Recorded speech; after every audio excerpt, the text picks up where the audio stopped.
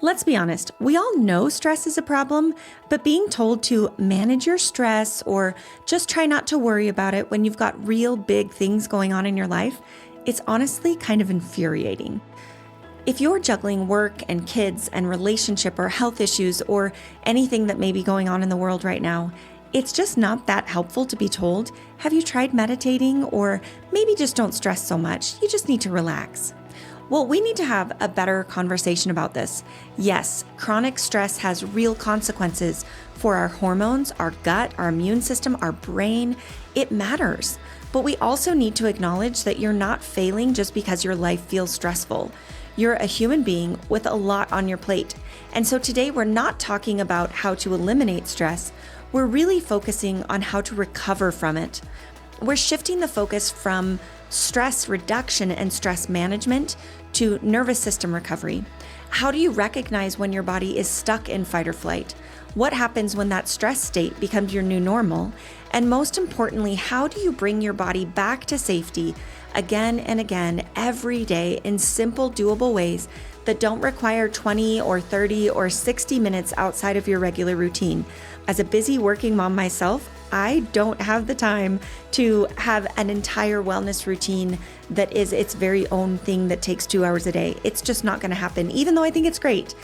I am sharing with you my favorite tips and tricks. These are the ones that I have honestly and legitimately used in my own life and continue to use so that I can cope with the stresses that I have with having little children and marriage and running a business and doing all of these things that really do pile up and become stressful.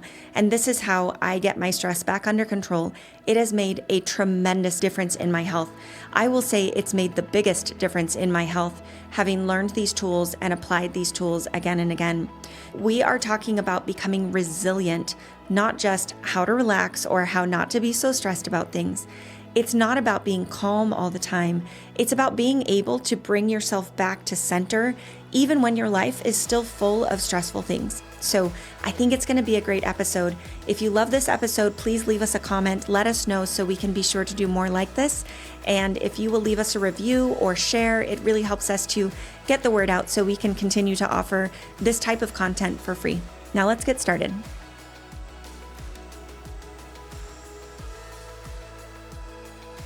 Today, we are diving into something that I really love talking about is the nervous system.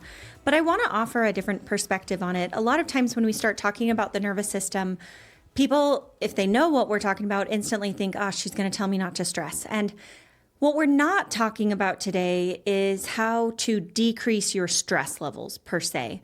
Because I think that's problematic. You know, when we say like you shouldn't be so stressed, it's causing problems. A lot of what comes up for most of us is like, well, what do you want me to do about that? You know, like my kids are stressing me out. My spouse is stressing me out. My parents, my job, my, life, culture and politics is stressing me out. And I can't just get rid of that, right? So that's not what we're going to talk about today. What I want to talk about is how to lessen the impact of stress on your body and what we can do from an empowered place if we are stressed. Now, if you're somewhere out there and you feel like, I'm not a stressed out person, then you can still listen to this to learn some ways to keep yourself from getting stressed. But a lot of what I'm talking about is the impact and the downstream effects that stress and staying in a state of chronic stress can have on our bodies. So stay with me. I want this to be a really positive episode. I want you to feel empowered. I want you to leave with a to-do list of like 3 things that you say, okay, I could start doing this today really easily and get some really good effects from this. So one of the things we talk about with stress. Now, most of us know that stress is not good for us, right? We know that stress can cause problems with our health. We all have been in a situation, presumably, where we're stressed and get a symptom because of it. Maybe you're going to perform somewhere and you get flutters in your stomach, or you get palpitations, or feel like you have to breathe really quick, or you get a tight constriction feeling in your chest, or maybe after you've gotten in a fight with someone, afterwards you start shaking, or you feel like you can't think clearly because your brain is just continuing to replay that event in your life. Or maybe you've gotten lost as a child that you remember, or maybe you've thought you've lost a child, and that feeling of like, oh, what bad thing is going to happen? Those are all examples of stress. And those are not bad examples of stress. Those are probably appropriate responses to stress to have that reaction. But if our brains stay in that state, then our bodies also will stay in that state. So we are going to talk about how we recover from stress, how we recover from that activated nervous system. So let me back up and talk first just about what is the nervous system. So a lot of you have heard about this now. Our nervous system is the part of our brain and our operating system that controls things. And the autonomic nervous system is what controls a lot of our automated reactions in our body, things like heart rate and respiratory rate. And there's part of that autonomic nervous system that is directly related to fight or flight. So we call it the sympathetic branch of the autonomic nervous system. That's our fight or flight. And then the parasympathetic branch is the rest, digest, heal, reproduce. So you have these two branches, and they're not directly opposed to each other, but for the purpose of this conversation, we'll kind of keep it that way. One of the ways that I like to think about the nervous system is by thinking about cave people.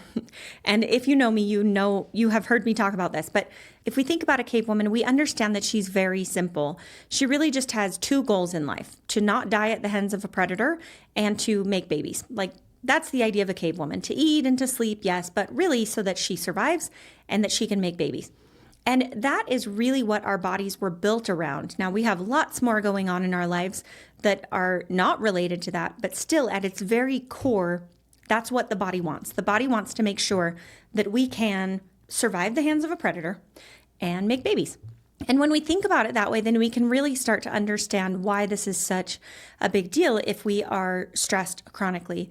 When we are in chronic fight or flight, I think of it like fighting saber-toothed tigers all the time. If you are fighting a saber-toothed tiger, you're a cave woman, you're fighting a saber-toothed tiger, there's lots of things that go on in your body.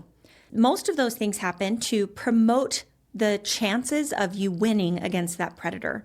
So those are things like our pupils will dilate so that we can see as well as possible in the dark, or see as well as possible that predator. Fine, no one cares about that one, right? Another thing that happens is our heart rate starts to race so that it can increase the oxygen to our muscles so we can sprint. Our respiratory rate will increase so that we can get oxygen to our muscles to sprint. Our blood pressure will increase so we get that blood flowing more quickly so that we can sprint more effectively. Our blood sugar will go up so we get glucose to muscles to sprint. There's a theme here, and it all makes sense, and it's all fine. None of that is a bad thing. Our brains also shift gear into really just survival mode. So what our brains are not doing are things like solving math or thinking through deep, ponderous questions or wondering about things and being curious. It's really just survive. How can I survive this moment? So it really shuts down a lot of those higher level thinking patterns in order to just focus on staying alive. Now, on the flip side of that, we say, well, what else is happening in the body?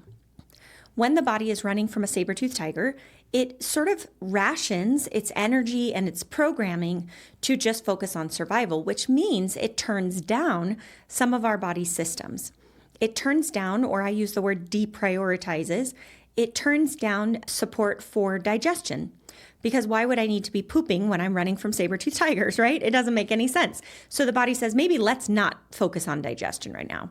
It turns down the attention paid to sleep, because why would I care about deep restorative sleep if I'm running from tigers? That would be dumb. So it says, let's not be in a deep restorative sleep. Let's be in a very light sleep or no sleep at all. Let's wake at the drop of a hat and think about things, right? Think about survival. So it turns down our effective sleep patterns. It also turns down reproduction because, again, why would I want to think about babies or make babies or have babies when I'm running from saber-toothed tigers? We wouldn't. That's not an opportune time to think about babies. And then it also turns down our attention to mental health, things like making dopamine and making serotonin and making oxytocin. Why would we care about bonding and, being close to each other when we're running from tigers? It's not saying that those functions are bad. It's just saying, let's push pause there so that we can borrow our resources and our brain space and our blood flow and our attention and shift everything over into survival. And then once we win, then we'll shift all those resources back and put everything back online and everything will be hunky-dory. But what can happen is if we are chronically running from saber-toothed tigers, we're never stopping, then the body will start to adapt and say, okay, so I still don't have the attention to put on digestion. I still don't have the attention to put on deep restorative sleep. I still need to focus on survival. So I'm just going to rev higher and higher and higher, raise that heart rate higher, raise that blood pressure higher, do all of those things to really promote survival. But the longer we stay in that mode, the more we will start to have negative effects from the body revving in that sympathetic overdrive. And then over time, in these parasympathetic functions, remember, rest, digest, heal, reproduce. That means wound healing, and that means, like I said, sleep and digestion and hormones. The longer that we spend in chronic fight or flight, the more that those systems are functioning on bare bones. So they do enough to kind of keep going. Lots of people can say, well, I had lots of stress and my periods didn't do anything. And some people's bodies will, but many times we'll start to see that things are kind of falling into disrepair. Maybe you have a little more constipation or a little more heartburn or a little more loose stools, or maybe you're starting to have a difficult time falling asleep or waking up more often in the nighttime, or maybe your periods are getting a little more painful, or maybe they're getting a little bit spaced apart. Maybe you have trouble getting pregnant. So all of these things can show up differently in different people, a lot by luck, honestly, and probably by some genetic predisposition we don't completely understand, but it can definitely manifest in different ways in different people.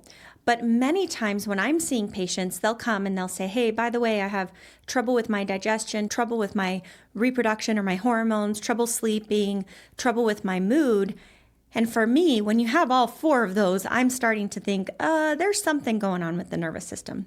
So we know that chronic activation of our fight or flight system can disrupt our digestion, our hormones, our sleep, our immune function, and even our mental clarity and emotional stability in really ways that can be quite detrimental to our health. Now, let me just go into this a little bit deeper, if you'll humor me for one more minute, because this is not just me making things up. There really is good data to support this. The American Institute of Stress reported that up to 90% of doctor visits are stress-related in some way. So we know that a lot of times that stress can worsen our health and cause us to seek out help, even if the doctor doesn't say that's because of stress or that's because of, they find exactly what's going on. But they found that 90% of doctor visits are stress-related in some way.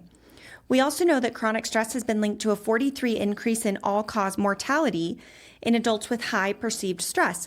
So that's a big deal to say that 40% increase in all-cause mortality. That means of all the things people, if you group everything that someone dies of, they're just that much more likely to die if you were in a chronic high stress environment.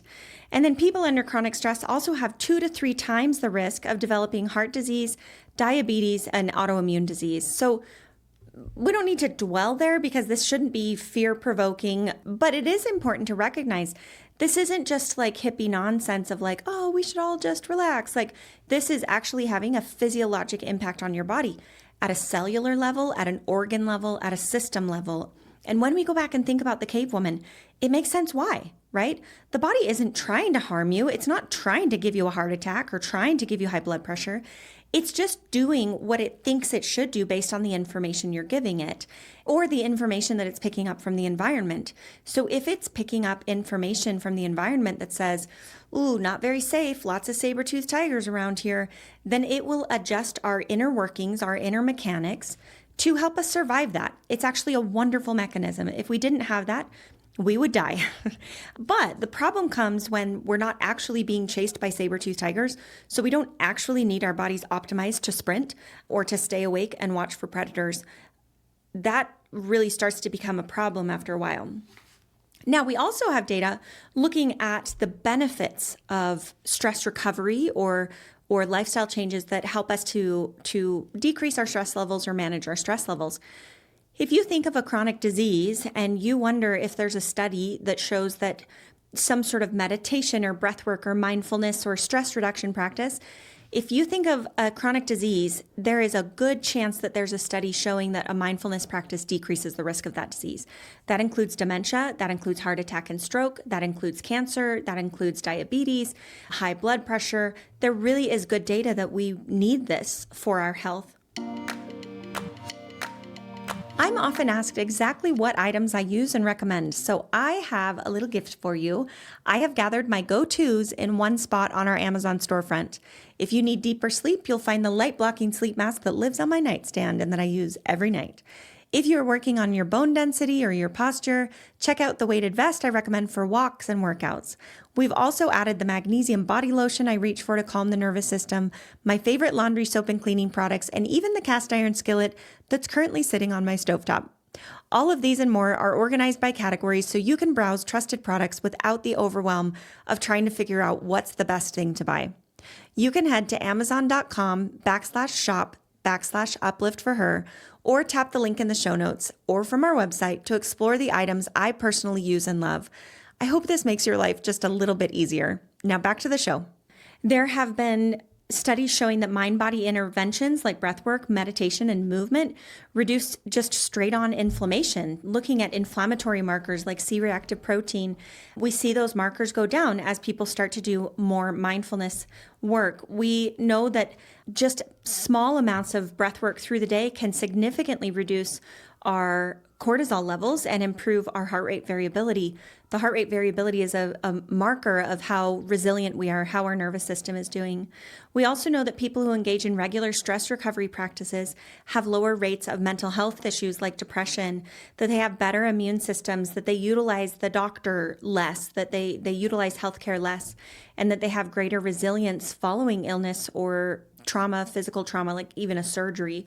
So I want to stop there in terms of data, but this matters. It really, really matters. And it's not something that we should just dismiss. And the other follow-up to that is that there are really quite reasonable things that we can do to really help our bodies function optimally, even in a stressful environment. Now, on the heels of that, let me say this. Oftentimes, this conversation can be really stressful because then the more we're talking about stress and the bad effects, then you're like, oh, I'm stressed. Oh, shoot, I'm stressed about being stressed. Oh, no, I'm stressed about being stressed. And it can kind of snowball. Now, the point is not to avoid stress. Think about that cave woman, right? If she locked herself in a cave and said, I'm never coming out and then I'll be safe, what would happen to her? She would not get eaten by a predator. That's true. But she would also atrophy, right? She wouldn't have any sunlight. She wouldn't have any social exposure. Her muscles wouldn't be engaged. She'd run out of food. She would atrophy. She would shrink and become weaker. So we know that completely avoiding stress is not the problem. In fact, we also know as part of this that some amount of stress is actually what helps us to grow and be our strongest selves. If you think about stress on different body parts, stress on our nervous system, stress on our muscles, stress on our bones, things like fasting, a little bit of stress, not knowing if you have enough food. Now, a little bit, right? We can overdo this. But small amounts of stress are really what cause us to grow. You could say that emotionally, right? If you were in a relationship that never had any stress, chances are that relationship would not have the opportunity to grow. If you have a little bit of stress and strain on the relationship, going through hard things together, if you survive it, then oftentimes you'll be stronger on the other side. So the goal is not to have zero stress. The goal is to say, what do I do in the face of stress? And how do I give my body equal time, or not necessarily equal time, but equal weight over here on this parasympathetic side, this side that speaks safety to our body, this side that promotes healing and longevity and repair and sleep and all of these good things that are really what we want to help our bodies function well. So we're talking about recovery and resilience. The next step I want to talk about is, how do we know where we're at? And how is my stress level? Many people I talk to will either say, oh no, I'm super stressed. Stress is definitely affecting my health. But some people I talk to say, no, I don't think I'm that stressed. I think I'm doing pretty well. And then as you get into it, you're like, oh, so you're having more stress than we realized. So how do you know if this is like how are you doing? How well are you doing recovering from your stress? One of the things you can see is, how well do you do slowing down? Now, this is all going to be nuanced. So this is not something that you say, I totally disagree with her. This is, garbage. It's more a matter of saying, does that apply to me? Is that true for me? So for example, the inability to slow down. If you are one of those people that says like, oh, I'm a doer, I can't sit still, I get really fidgety if I sit still, there's a decent chance that's because sitting still feels unsafe to you. If the nervous system is very upregulated, meaning you're looking for danger frequently, you've been exposed to a lot of saber-toothed tigers, you're up and ready to fight, you're looking for danger, you're going to keep everyone safe around you.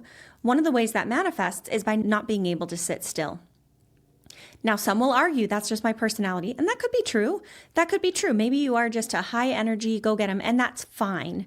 But it's worth the question of, can you meditate? Can you do deep breathing? Can you just sit in stillness without a podcast or without having to do something? Can you just be for 1 minute, 5 minutes? If you absolutely cannot do that, there's a decent chance that you are a little bit upregulated. That nervous system is sort of revved up. Another sign that you may be kind of upregulated is inability to take a deep breath. If it feels uncomfortable for you, some people will say like, oh, I hate deep breathing or doing breath work because it feels really uncomfortable for me, almost too tight. That can be a physical indicator that your body is like, ooh, I don't like to be in safety because the world is too dangerous. Feeling wired at nighttime, that idea of sort of the curve of our day, where as the sun sets, we should start to calm down and our brains should start to calm down. And we should be able to kind of slow down at night and then drift off to sleep instead of solving all of our life's problems or instead of rehashing the day. If our brain gets really upregulated at nighttime, that can be an indicator that your brain is like looking for danger. It doesn't want you to calm down and go to sleep. It wants to solve problems and keep you safe. Digestive issues without a clear cause, trouble with focus or memory, brain fog, all of these things can really lean more towards that dysregulation. Remember what I said at the beginning, if you are out trying to fight saber-toothed tigers, the brain will keep up with you. It'll be like, great, I will only think about everything that needs to happen for me to survive, which means it's not going to be focusing on curiosity. It's not going to focus on this moment and seeing what's going on around me. It's going to be thinking about what could be happening in the next moment and how to prepare for it. It's going to be really difficult to stay focused and finish the task you're doing because your fight or flight brain is like, who cares about that task? What about the tigers outside? So it's going to be harder for you to get your brain to kind of slow down and pay attention to what you're doing. Sometimes it can cause physical symptoms, aches, pains, fatigue. Certainly, I mentioned digestive stuff like loose stools or constipation, heartburn. All of those things can definitely go along with this. There are also some other tools that you can use to get a better idea of where your nervous system is. I mentioned before heart rate variability, and this is really popular right now with the Oura Ring or with some of the other wearable devices that track different things. Even the Apple Watch will track heart rate variability a little bit. The idea with heart rate variability is very similar to if you've had a baby or you've been to the hospital when someone was having a baby. You know how we put those monitors on your pregnant belly and then they monitor the baby's heart rate. And we'll say we want the heart rate to be really wiggly. We don't like a totally flat line. We want to have it have ups and downs and changes constantly. We like, especially accelerations. We like to see that occasionally good things happen. The heart rate will kind of speed up and then slow back down. As adults, we have the same heart rate variability goals. We want to have a difference in our beat to beat. Now, this is not our heart rate. So if my heart rate is sitting at 70 beats a minute, that's not heart rate variability. That's just heart rate. Now, what I want to see is that my heart rate is 70 beats a minute and then 71 and then 72 and then 69 and then 70 and 71, 75, 78, 72 and kind of all over the place. So you can imagine that heart rate just kind of bouncing around in small ways. It should still be quite consistent, but having that variability in it is what we're really trying to track. And just like in a fetus and in an unborn baby, we're looking for that in ourselves as well. If our heart rate is exactly the same, 70, 70, 70, 70 beats per minute, then that's a sign that would be lower heart rate variability. You want higher heart rate variability. And this is not something that I find very helpful to track from moment to moment. So if you say like, gosh, I just got in a fight with someone and I look at my heart rate variability, you might notice that it goes down, but you may not notice it goes down until 12 or 24 hours later. So it's not super reactive. It more adjusts to chronic input. So if your heart rate variability every day is low, then that would be an indicator that you are in chronic fight or flight. If your heart rate variability is fine most days and then you have a weird dip and then it goes back up, you can certainly look at your circumstances to say, oh, that was probably because I didn't sleep well that night and I didn't eat well and I, had a time change. I went on a trip and that really threw me off. You can look for data like that to help adjust it, but I find it more helpful, especially if you're just starting out, to just get an overall feeling of where your heart rate variability is. And if it's low, then just focus on the next things we're going to talk about, which is what to do about it. So that's a really great way to understand where your stress levels actually are. Another way is to be really honest about the other symptoms that I just mentioned. If you can't meditate, if you can't sit still, if you can't be in the moment, if your brain feels really distracted all the time. Now, could you just have ADD, ADHD? Sure. But especially if this is new for you and you've gone through a stressful couple years, that's a good indicator that that brain is just trying to focus only on survival and doesn't want you to focus on that recipe you're trying to make or that problem you're trying to solve, that budgeting you're trying to do. Have you ever tried red light therapy? At Uplift For Her, we are big fans, and we and I use it ourselves regularly. Red light therapy helps support energy, healing, reduce inflammation, and improve skin health. And there's more and more data to support that. One of my favorite at-home options is the Loom Box, a powerful clinical-grade device that combines red light with near-infrared light, so you're getting both surface level and deeper tissue support. It's easy to use and makes consistent red light therapy actually doable. One of the things that I love about the Loom Box is how easy it is and how compact it is. So you can grab it out really quickly, use it while you're in bed, getting ready to go to sleep, and then put it away and not have to unpack a big, complicated device. I use it most nights as I'm going to bed, mostly just for relaxation. I find I feel very calm and wake up with good energy, so it is one of my favorite wellness add-ons. If you're thinking about adding it to your wellness routine, we have a link in the show notes that will save you $250 off of a Loom Box. You can also find it on our favorite products page at upliftforher.com. Now back to the show. So what do we actually do now? Let's focus on this because this is what actually matters. The rest of it is all interesting and it helps to understand where you might be at. But what we really care about is what do I do about this? So there are many, many, many different things you can do. And I don't really care which one you do. But here are some of the limitations that I see come up with patients. This is true for me too. A lot of people will say, oh, I already meditate. I pray. I go for walks. Like I'm good. And to that, I would say, is it enough for you? And are you getting deep enough into your recovery to really balance out the amount of stress that you're having? And this is where we really get to utilize this as a very empowering tool. For example, if my stress levels overall are quite low right now, then I can probably get away with doing a little bit of walking and doing a little bit of meditation. If I am in a state where the stress levels have gone way up, maybe you have an illness in your family, or maybe you have a teenage child who's really struggling, or maybe your parents are ailing and you're having to really take care of them. Regardless of what you feel your stress levels are, your logic should tell you that there is going to be some increased need, some increased strain on your nervous system if that's what you're going through. So that's the right time to ramp up your nervous system regulation exercises instead of waiting until you have chronic fatigue or chronic joint pain or pelvic pain, or instead of waiting until you have symptoms of it. Just understand that if you're going through hard things, your nervous system needs more from you. That's just a fact. If you're revving up all the time, even if it hasn't yet had a negative effect, you're going to do better if you can counter that. So the first thing is, if you need recovery tools, and knowing what tools or knowing how much you need to incorporate into that lifestyle to really balance out the amount of stress. I often think about it like a bank account, right? If you have a bunch of money in your bank account and you spend very little, then you're going to be great. You're going to have a surplus. If you have very little in your bank and you spend a bunch, then you're going to be in debt. And the same thing is true for our stress system. If we are, quote unquote, spending a bunch of stress, expending a bunch of stress, managing a bunch of high intensity things, then we better be putting more money in the bank. We better be filling up that bank account, or it will get depleted, and then you will start having those problems. So don't wait until it's depleted. If it's already depleted, then fine, we will fix it. But recognizing what you can do to put money in the bank, so to speak, how to make yourself more resilient so that you can spend more when you need more. Now, obviously, if you can spend less, that's cool. That would be great.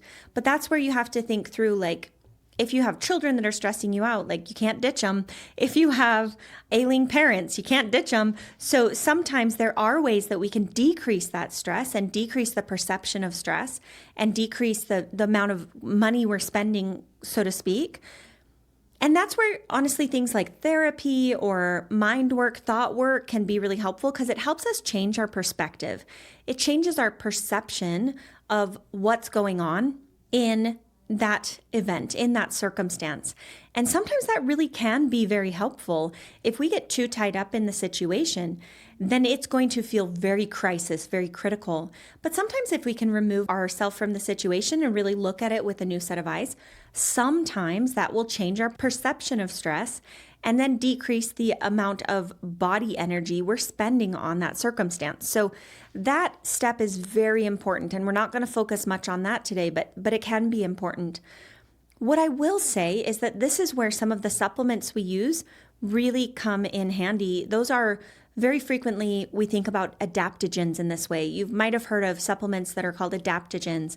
These are natural substances that can really modulate the stress perception. So they say that if you are in a high stress, it'll calm you down. If you're in a low sort of fatigue state, it will kind of boost you. And I have found some success with those with my patients. There's several different ones, and you can see these on our Full Script store. We'll put that in the show notes. And then it's also linked on our website and our Instagram. But one of my favorites through there is Cortisol Manager. And Cortisol Manager includes some ashwagandha and rhodiola and some extra sleep support that can really help down-regulate that revving, that nervous system that says, let's find all the things that are trying to attack us and kill us, and let's find those and respond to them differently. Those adaptogens are very frequently changing our perception of stress, thereby decreasing what we're, quote, spending, right? So that can be a really great way to spend less. Therapy can help, journaling can help. Anything that gets it out of you can help, whether that's talking to a friend or venting or yelling, hopefully not to someone, but yelling it out into nature or, whatever it is to get it out of you. That can really help keep your body from expending too much energy on that stressor. Now I'm going to shift gears and talk about how do we put more money in the bank? How do we bring in more stress? One of my favorite things is being present. And I know we talk about this all the time, and I think a lot of us don't actually know even what that means or how I would do that. Like, it sounds good, but what do we actually mean? I want you to understand why being present can be so beneficial. Fight or flight is usually built on what happened in the past, what dangerous thing happened, or what could happen in the future. So if you were chased by a saber-toothed tiger, that will inform your nervous system to be on the lookout for saber-toothed tigers. There is a principle called hypervigilance that you may have heard of. The idea of hypervigilance is if you're running from saber-toothed tigers, right? You're running. You dive down into the bushes, tiger runs past, and you think you're, okay, take a deep breath. I think I'm safe here. And then you hear a twig snap in the bush. Your brain is going to not look at that twig and be like, maybe it was a squirrel. It's not going to do that. It's going to say, what was that? I think that was a tiger. And then you're going to bolt. You're going to be out of there, right? Hypervigilance is a safety mechanism. It's a perfectly normal safety mechanism to say, if I just escaped a saber-toothed tiger, I'm going to upregulate all of my signs of detection, all of my tools, rather, of detection, so that if there's any sort of sign at all of a saber-toothed tiger, I can get out of there in rapid speed. So it's a great tool that our body uses. Now, if we bring that into today's time, you can think, if you've ever been walking and there's sort of maybe someone a little bit suspicious walking kind of close to you, imagine you're walking on a dark street by yourself and you're thinking do I trust that guy? Do I not trust that guy? You're going to start walking a little more quickly. You're going to get to your car. You're going to get in, close the doors, lock the doors really quick, right? And then take a deep breath. But if you hear something in your back seat, you are going to freak out, right? That's your nervous system saying, oh my gosh, he got in behind me. And that's called hypervigilance. It's a perfectly normal coping mechanism. But if we stay in fight or flight, our brains will continue to keep on hypervigilance. And so we will be in that heightened state of, what was that? Is that a good thing? Is that a bad thing? So going back now, what I'm talking about is where our nervous system gets its information is very frequently from the past. When we experience something dangerous in the past, it upregulates our system to keep us safe. Does that make sense? So it's just because we legitimately just got out of a scary episode. Of course, we want to be on the lookout. Now, over time, if you take some time to come out of that scary episode and you prove over and over that you're safe now, you go home, you might be a little hypervigilant at home, right? Is there anyone in my house? And then slowly the next day and the next day, you'll start kind of forgetting about it and it may not trigger you as much. Over time, then our nervous system will recover from that threat and that hypervigilance will go away. But if we stay having danger after danger after danger, then our body will stay in that state of hypervigilance. It doesn't matter what's happening this moment because my nervous system is relying on what happened in the past. So nervous system dysregulation is informed by the past. It's also informed by the future. So a lot of our nervous system regulation or dysregulation is informed by what might happen. What if this happens, right? We think about this with our kids. We think about this with ourselves. Like, what if I send this email and hurt someone's feelings and then they say something back to me and it hurts my feelings and then I'll never send an email again, right? Like, we have these really catastrophizing thoughts sometimes. Or what if I go to that party and no one talks to me and then I don't want to be there and then I'm going to feel bad about myself and then, like our brains will spiral thinking about these things in the future that have not happened. This is the key to remember is we think that they're legitimate and there could be some legitimacy to them, but we're not stressed because they are happening in this moment. We're stressed because they might happen. And that brings us back to this tool of living in the moment and being present. Most of our nervous system programming is because of what happened in the past or what happened in the future. But what's happening in this moment right now? Most of the time, we are actually safe, right? I'm sitting here recording this podcast. I see no tigers. There are no tigers in the room with me. There are no creepy dudes in the room with me. It is just me. Could something bad happen right now? Maybe an earthquake, maybe, something of a fire. But overall, if I focus right now on this moment, my nervous system will get feelings of safety because legitimately I am safe right now. Now, there will be some of you, and my heart goes out to you, there will be some of you that do not feel safe right now. And so you'll put this one aside and say that one doesn't work for me. And stay with me because there's other things that can. But for most people, the idea of being present in this moment is a great way to downregulate our nervous system. And one of the ways to do that is not to be necessarily super zen and gratitude and all of that. It's to be really, really simple-minded, to say, the table that I'm looking at is a light colored wood. The carpet is gray. The walls are white. There's a picture that's yellow. The simplest things you can go through. My shirt is black. What are the simplest facts that you can list in your mind? And this is a really great tool. If you just come from a stressful situation, you're sitting in your car trying to stop perseverating on this conversation that you had, or that car that cut you off, and you're just like, why are people so dumb? Why do they do stuff like that? And you can't stop thinking about it. That's keeping you in a dysregulated state. One of the things you can do is just start listing the simplest things you can think of. The sky is blue. There are clouds. There are cars. There are trees, whatever it is. And that idea of being present in the moment, it can't help but calm your nervous system down, because your nervous system, it can't think about the future things that could happen, and it can't think about the past things that happened. It's just with you when you're being so deliberate about that. So that's one of my favorite tools for calming down. Focusing on your breath is another really great tool. I'm not talking about breath work right now. I'm just talking about this idea of being present. I am now breathing in. I'm now breathing out. I'm now breathing in. I'm now breathing out. And what does it feel like? I feel the air going through my nose. I feel it coming out of my nose, or I feel it going in my mouth. I feel my shoulders expand. I feel my chest expand. Whatever it is, just that noticing. The last one along this line is called a body scan. And a body scan is one of my favorite things to do if I'm having trouble sleeping because my brain won't turn off. If you've been there, you know what I mean. And a body scan is so simple. The thing I like about all of these is they're very fact-based. If your nervous system can argue with you and be like, that's not true. And this is where gratitude sometimes can be problematic for people, or, thinking positive and being Pollyanna. If your brain is like, I am safe right now, and you're like, no, you're not. Your nervous system is like, are you kidding? Do you know how many dangerous things you've encountered and how many bad things could happen? Then it won't work. So being so simple about, the sky is blue, the clouds are white, I'm breathing in, I'm breathing out. Really staying simple, your nervous system can't argue with you, so it won't fight you. It'll just be like, yeah, it is. Obviously, it will stop worrying about the past and the future. So along this line is the body scan, and the body scan is also very, very simple.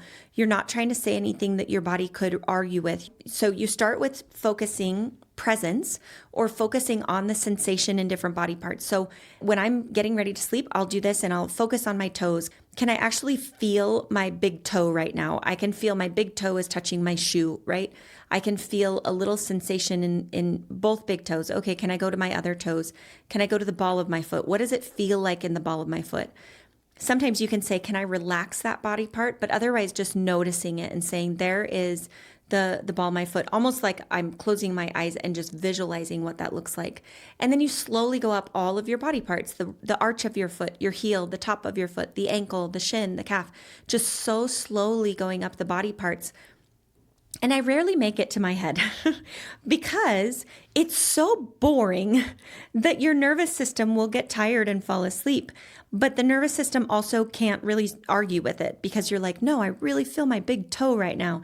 And it's like, okay, cool. Instead of like, but what about that thing that's going to happen? And what about what happened yesterday? Or should I be worried about that? Should I send them an email? Should I apologize? Like, if we can distract our nervous system with facts, then very frequently it will calm down. Keep in mind, none of these are going to work all the time and none of them will work for everyone, and you won't like some of them, and that's okay. So take what you want to take from this and dismiss the rest. The reason we're talking about this is so we can feel better. So let's move on to the next one. Another one that's really helpful is these micro habits, these tiny little things we can do multiple times a day. When you see people who are talking about the nervous system on Instagram, very frequently, they have these routines that look so dreamy, but become really difficult, honestly, to incorporate if you're busy and if you're stressed and if you have a lot going on in your life. You'll see people who will say, like, I wake up and I do a 30-minute meditation and then I drink my lemon water and then I go spend time in nature for an hour and then I go do my workout. And if you're anything like me, that's too much time. I just don't have that kind of time in the morning to really do that. And if you do, then those things are great. But if you're busy, I don't want you to think that that's the only way. You can do very brief exercises that will help you, but you do have to do them then more frequently if you're not doing them in a bulk time frame. Now, here is one of my favorite secrets. It's not very secret because I talk about it all the time. But here's one of my favorite tips is use the bathroom. So when we go to the bathroom, it's one of the only times in our busy lives that we truly have to stop, right? You can multitask through a lot of things. You could be making dinner and listening to podcasts and parenting and sweeping the floor and doing 18 different things at a time. When you go to the bathroom, you should just do that. Now, that being said, I'm going to tell you how to multitask while you're going to the bathroom. But the reason I like using going to the bathroom is because we do it multiple times a day and you can't really skip it. There's some of you who do skip it, but you shouldn't skip it. You should go. So if you're going to the bathroom every 2 to 3 hours, that's a really great opportunity for you to reset your nervous system. So what you're going to do is not take your phone with you. I know it happens. Don't do it. Don't open your phone while you're going to the bathroom. And then you can do breath work. You could say a little prayer. You could do a mindfulness exercise. It doesn't matter, but it's only going to take you about 10 to 30 seconds, maybe 60 seconds if you want to. And you're just going to take that opportunity to recenter. Who do you want to be? What do you want out of life? I'm not talking about big picture. I'm talking about I am calm and safe. I am patient. I am goal-oriented. I can get this done. I don't need to rush. Like whatever that statement is, that's your statement. This is a great time just to recenter and be like, oh yeah, I don't need to rush. I don't need to, feel like it's the end of whatever. Like I can be here right now. I really like to do a couple deep breaths. It's really good for digestion and helps with your bathroom practices, but also it's really helpful just to take that pause and to breathe in for 5 counts, hold for 7 counts, breathe out for 8 counts. That only takes 22 seconds if I did that math right. That might be wrong. But it only takes a very short time to do this breath. You could do it 2 times and reset. And if you're doing that a couple times every time you go to the bathroom, it is slowly going to shift your system to say, let's chill out, let's calm down. And it's going to start being effective at training your body to get out of chronic sympathetic overdrive and into parasympathetic. Another thing that I like to recommend when you are using this breath work is to consider adding a mantra. Mantras can help and they're not necessary. There's a couple that I like. Now, if you are super, super revved up, then to use this first one will not work for you. But if you are just using a little check-in, you feel like you're overall in a good state, but just want kind of a leveling out feeling, then I like the mantra, I am safe. There are no tigers.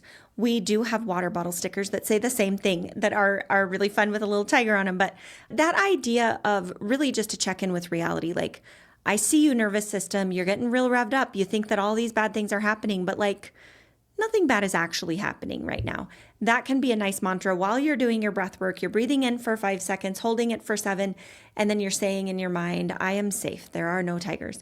Now, again, if you are revved up where you don't feel like you're safe, like you literally feel like you might get eaten by a tiger, then that mantra is a lie and it will not work. So the next kind of level up is rev down body. And I kind of picture this little meter kind of right in your chest that's kind of revving like an RPM meter.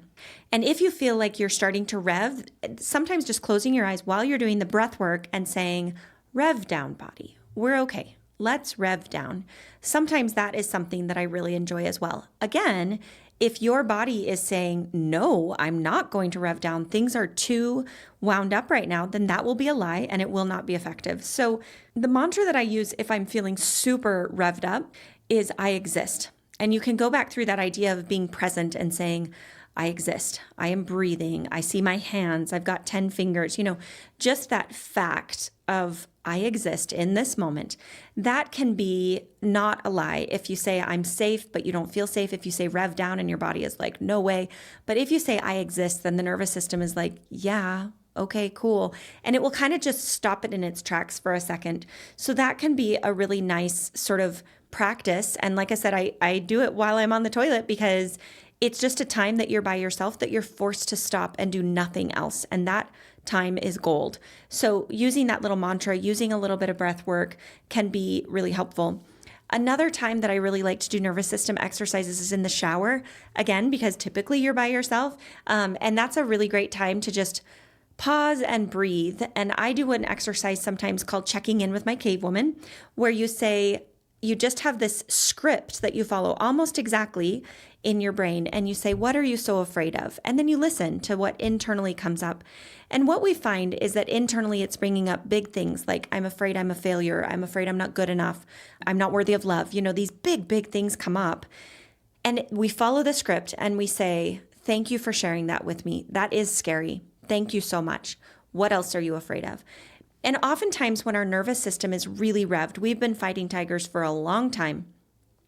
Oftentimes that's the last thing we want to do. We've gotten really good at suppressing our fears and suppressing our emotions and suppressing that idea of stress and what we're really afraid of, that it can feel scary to be like, I'm not opening that Pandora's box. I don't want to know what I'm afraid of. But what do we find is actually, if you can just in that moment, be prepared for it. You know exactly what you're going to say when you open that Pandora's box. When she lets out that truth of, I'm afraid I'm not worthy of love, I'm afraid I might be a failure, we're not trying to judge it. We're just saying, that is legitimately scary. Thank you so much for sharing that with me.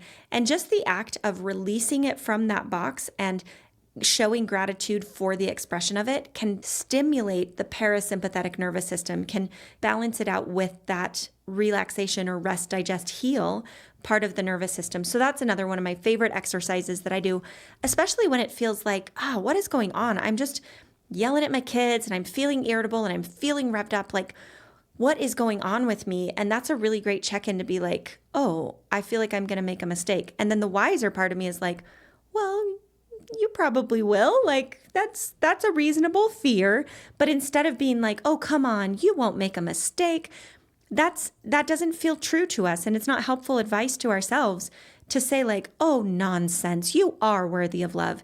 If that's what you're afraid of and you don't feel like you are, now's not the right time to counter that. Now's the right time to listen and to validate and to show compassion. And just by having that script ready, what are you so afraid of? Your brain tells you, thank you so much for sharing that with me. That is scary. I appreciate it. That little script can be really powerful. Now, I'm going to wrap up here, but I'll share quickly just some other tools. There is a tool that I really enjoy. This is not sponsored, but the NeuroFit app. The NeuroFit app is nice because it is a little subscription, but it sends you exercises every day that help exercise this parasympathetic branch of your nervous system. So it's short, it's not complicated. Many of them don't require a lot of brain work, which can be some of the frustration with this is you're like, I don't want to think so hard. I don't want to be so deep into this. A lot of this is more body work, things like tapping. You can YouTube that, but the idea of tapping is you tap pressure points. So you tap your head and then you tap your cheekbone and then you tap your chin, and it goes through acupressure points. And that can be a really healthy recentering of the body's energy into the parasympathetic zone. Shaking can be another thing where you literally just shake all your body parts. That can really get rid of that pent up energy that feels like it's ready to go fight a tiger. There's no tiger to fight, so you just get this internal revving. And the shaking sometimes can be really helpful. Certainly going for walks or stretching can be really beneficial. I really like nature for this. People call it forest bathing, which is, being immersed in nature. And I love that and do think it's hugely beneficial, especially if you can go without a device and really just be in the moment, listening to the sounds of nature or looking at the sights of nature and really being there. But I also don't think we need to make it that involved if we don't have that in us right then. I think standing on your porch, standing on your grass, sitting outside, I think all of that can be beneficial. And then other things that help our bodies to recover, things like adequate sleep. If you are not sleeping well, your nervous system is going to assume you're not sleeping because there's dangers. That's just sort of the body's mechanism, is if you're not sleeping well, the body's like, must be tigers. Why else wouldn't she be sleeping? And so it will rev our nervous system. So the better sleep we get, it's just going to keep our nervous system a little bit lower, which is where we want it to be. And then there are other programs, if you're feeling very dysregulated and feeling like you have physical concerns that are being brought about by this dysregulation, there are some companies who do limbic retraining, which is retraining the brain's side of it's sort of the memory of trauma. So it's the memory of something bad that happened that is keeping you fighting tigers because it has decided to cement in the fact that there are tigers out there. So limbic retraining is usually meditation based, but there's a couple different companies. Primal Trust is the one that I recommend most, but DNRS is another one, and the Gupta method is another one that can be really beneficial. In closing, the thing that I would say is choose something and just do something every day. The other thing that I would recommend is keep a note in your phone or a sticky note on your mirror or something that you can access when you need it that says, this is my toolbox. This is what I do when I start to get dysregulated. The fact is, most of us aren't going to do all of this stuff all the time. Most of us, if we feel pretty good, are going to forget to do these things. And I know that because I've gone through that cycle myself where it's like I was so on it and I did so well. And because I was doing so well, then I didn't do the nervous system work anymore. And then I was like, why is life so hard all of a sudden? Why am I feeling irritable? Why am I feeling reactive? Why am I feeling revved up? And then I find I stopped doing the exercises. So that's when you want to pull out that card or that sticky note and say, so what were my things again? Oh yeah, I like to ground in the morning. I like to have 1 minute of breath work every time I'm sitting on the toilet. I like to make sure that I drive home from work without podcasts on, that I just have silence driving home from work so I can take some deep breaths and refocus my brain and kind of process the day that I just finished and get ready for the day that I'm coming home to, right? For me, those are my tools that are massively beneficial, and all of them are very minimal and very short. But for you, you may have different exercises, and I don't care what it is. If it feels to you that it is revving down your nervous system and it's promoting that feeling of safety, then you want to have that in your back pocket. You want to know exactly what you do when your stress levels go up. When you start spending more money or spending more stress, like we talked about, you want to be ready to turn the knob to say, okay, I know I have more stress going on right now. I'm not going to wait until I feel super revved. I'm just going to go ahead and start diving in and doing the exercises that keep me regulated. And there are lots and lots, probably an infinite number really, of other exercises that you can do to calm your nervous system. And I think people get a little overly fancy about it, like take a break, find silence. That's really all you need. And then going back, one of the things that I see people struggle with the most is when they say, oh, I already do that. Well, are you doing it enough? Not doing it enough in terms of the amount of time or the number of things you're doing, but is it going deep enough? Is it really getting into your, we call it the heart space, right? Or the heart center? Is it really getting down into the center of your programming to the point where you believe for that moment that it's safe enough to stop fighting tigers? A lot of people who are type A, like myself, and I have done this exactly, is when I first started doing this work, I started doing a little bit of nervous system work and saw really good gains from it and was like, oh, I get it. I am going to relax the heck out of my nervous system. I am going to really just dive in and do it. And so I made checklists and made goals and did all of these things that were going to be so good. And what did it do? It revved up my nervous system. It just made me more stressed. And I realized I was doing so much worse because I was doing all of the things that I was supposed to be doing, but not in a way that was actually winning. And so I don't care what the people on Instagram are doing. I don't care what other people tell you.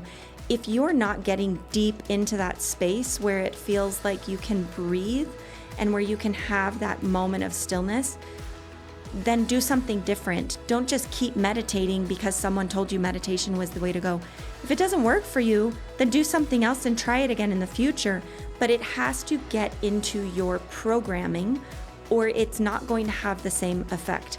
Just going through the motions of mindfulness or going through the motions of tapping and things like that, if they're not working for you, then do something else. Either find ways to get deeper or find something else that really resonates with you. And that's where you will see the really good benefits. So I'm not saying that in a chastising way, but in a productivity way. Like if you want it to work, you've really got to get into that space. Otherwise, you're just moving through the motions. And that can be helpful on the surface. But if you have tons and tons of stress and a long history of stress in your life, then just going through the motions probably isn't going to reprogram your systems enough to really take you out of fight or flight. So there are lots of resources. This is a big part of what we cover in our clinic. And I have other episodes on here. I have blog posts available that talk more about this, that share some of these resources. So I hope this is helpful to you. If it is, I would love to hear the exercises that you're using for your nervous system. Leave a comment on the podcast or send me a DM on Instagram. Tag me on Instagram if you share a story. I would love to hear what you're doing to support your nervous system, to get out of fight or flight, to really recover your stress response so you can thrive, really, right? So you can feel good, so you can feel like you can show up how you want to show up and not be irritable and not be tired and not have headaches or any of these other things that we've talked about. So keep me posted on how you're doing, and we'll see you next time. Thank you so much for tuning in to today's episode. We are grateful for the incredible support from our sponsors and to all of you listening. We couldn't do this without you. If you enjoyed this episode, please consider subscribing on your favorite platform. You can find us on our website, upliftforher.com, YouTube, Apple Podcasts, Spotify, or wherever you love to listen. And if you found value here today, please share this episode with someone who would benefit from it. Leave us a comment or give us a review. It really helps us reach more listeners like you. Thank you for being part of our community. Stay tuned for our next episode. Lastly, this information is for educational purposes only and not intended to be medical advice.